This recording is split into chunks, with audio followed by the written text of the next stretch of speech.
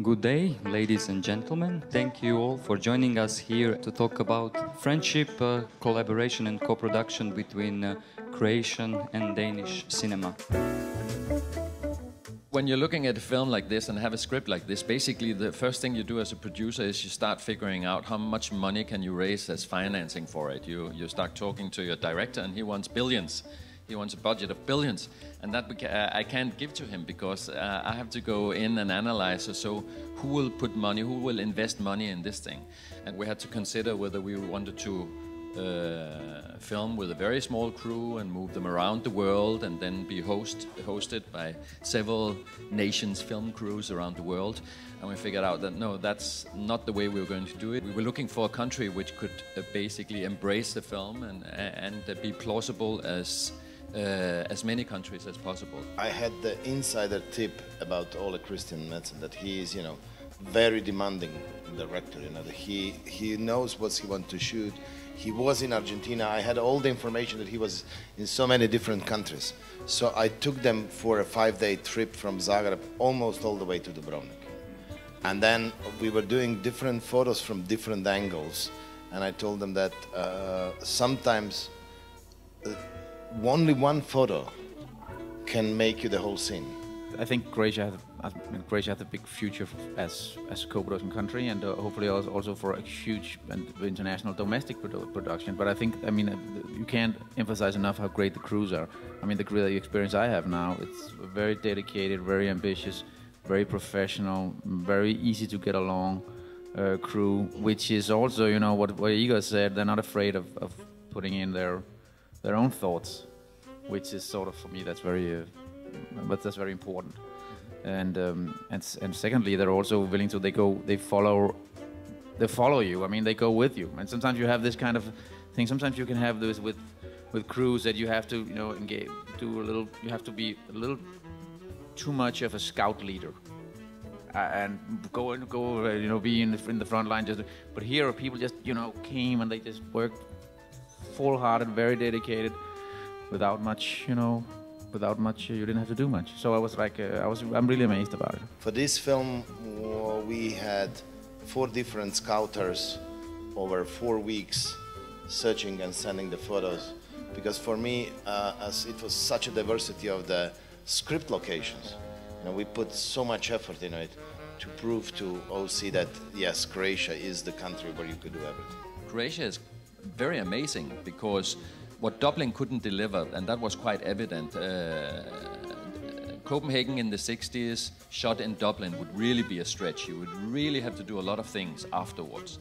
But actually in Croatia, it leans itself to many different areas. And we found areas of Zagreb which were very believable as Copenhagen, and where we didn't need to change that much during the shoot. And overall, it's all about desperation. Can we do we want to make this film, and on what terms can we do it? And I think that it was very, very complicated. I don't think I've done anything as complicated as this before. But thanks to Igor and the crew, it was very practical because, as Ole Christian said, all these pictures just kept coming in, convincing Ole Christian and your heads of departments that, oh wow, we can do this and that and so on. And gradually you just saw that, okay, we can do a lot of stuff in Croatia, let's go. Because at some point we were actually in a situation where we would have to shoot Copenhagen in Dublin and India in Copenhagen. And we have to, and more Copenhagen in Zagreb, and Zagreb in Copenhagen. It was really a weird situations arose. And I have to say, I want to warn against that kind of these situations, because it can become like totally impossible to find out what kind of situation you're messing with. Finding out, because at some point you have to shoot this movie. At some point you're actually standing there, and what you see is what you see.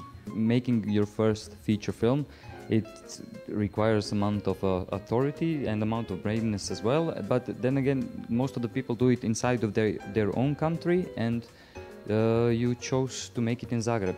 We had a big development phase where we were exploring hotels in Copenhagen. and locations and how we wanted the film to look, etc. And then as the financing went worse and worse, I could see, my production designer came with a budget for building 2 hotel rooms for, I remember, 500,000 crowns, and I thought, how can you build for 500,000 crowns for 2 rooms? I just couldn't get, I'm much more of a low-budget girl, so I couldn't get my head around it, and I thought, this is, my idea, together with the writer, was to write a film that was really compact, because I thought for my first feature, I just want to have this very compact, closed space, intimate space with the actors, that not too many people can disturb. And therefore having a location that was sort of at our service was really instrumental to be able to do that. I'm very keen on looking at what happens in front of the camera compared to what happens behind, because I think sometimes what happens behind takes over what's in front. And I wanted some kind of balance. It sounds really abstract, but it's not. So I wanted some kind of balance between what was going on in front of the camera and what was going on behind. When you bring when you bring people into slightly surprising situations, if you can do that and then somehow infuse the situation with some new energy, that's what we're all doing together now, which is not what you did before, but now we're doing this. And if you manage to do that, a film production becomes a lot more fun. Because film production is pretty, at least for me, it's not that enjoyable, I think sometimes. It's tedious and hard and tiring. But if you work like that, you can infuse it with some creative energy. Room 304 was actually the first Croatian minority co-production of a dominantly Danish production, and now we have the different situation with the film that Ankica is producing, Quit Staring at My Plate. Hana's project was at Torino Film Lab last year in this program, Script and Pitch. And the finals of this program is this sort of a public pitch in front of the professionals and filmmakers. So we had this pitch, and Hana's film previous shorts were offered, in a library. So there was this colleague of mine, Peter, who watched Hana's film in a library, and he liked the pitch, so he approached us. I was positive that this film is, because the story is based in Šibenik, and this is this Mediterranean mentality and the sense and the whole film, I was positive that we'll be approached by French guys, Italians, Spaniards, Greek producers, but at the end it was the Danish producer who was really impressed the most by her project.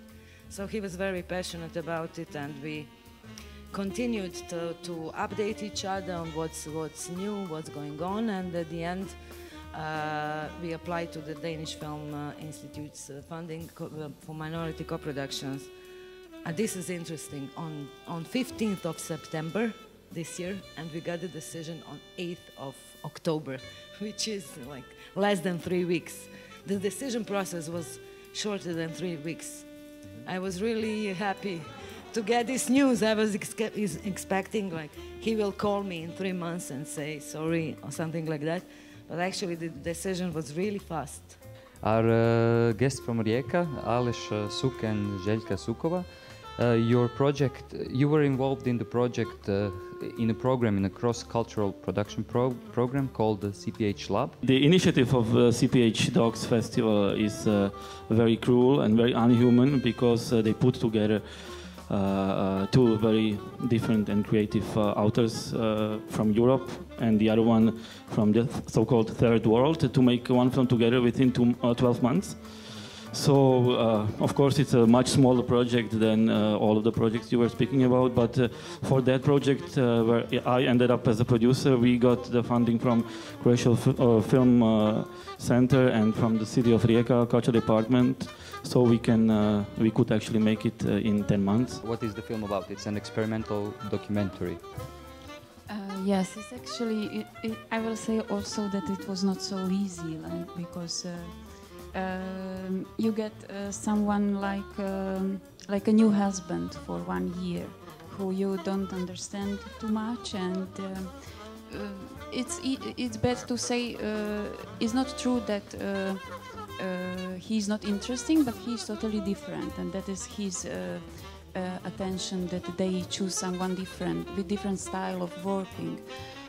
For example, his style of working was more to approach in film, and I think I always like to change something, change reality even a little bit. Does the CPH Docs does it offer also a platform to push the film on other festivals? Yeah, I think it's amazing because you know, the festival itself, it's amazing, and also you have the opportunity to enter the eastern, or not eastern, or the western, like the third world territories, just because of this cooperation. And honestly, it's you know, it's a really different world in terms of filmmaking, because everyone is saying, you know, how is life in the old continent, you know, the old world, how is, you know, the money is in Europe. It's the statements that you hear there all the time. So it's very, very strange, you know, the world there, only thanks to crazy Danish people. How do you see Scandinavians as partners? Because however close we are, you know, there are some subtle cultural differences. And I'm also more curious to hear from everybody from Denmark, what is most annoying with Croats? With the Swedish crew, we had this huge problem. We had so different taste of humor. How do you say? Sense of humor, yeah. It was, the Croatian crew kept giggling, and they were so annoyed by us giggling, you know, all the time, for some reasons. So it can really make a situation, you know. If you were a director and the crew is giggling, and you have no clue, because they just don't find the same things funny as we do.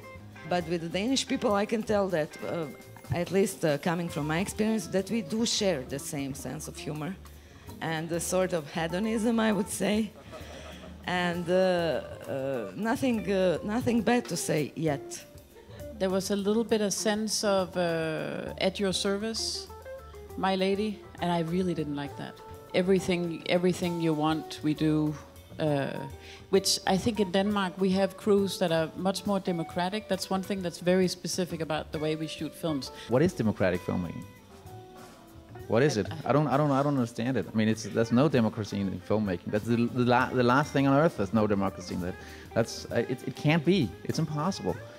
But I think what everybody means. I think what we're talking about is like a common thing for Danes and Croatians. I feel is that you appreciate the personal relation.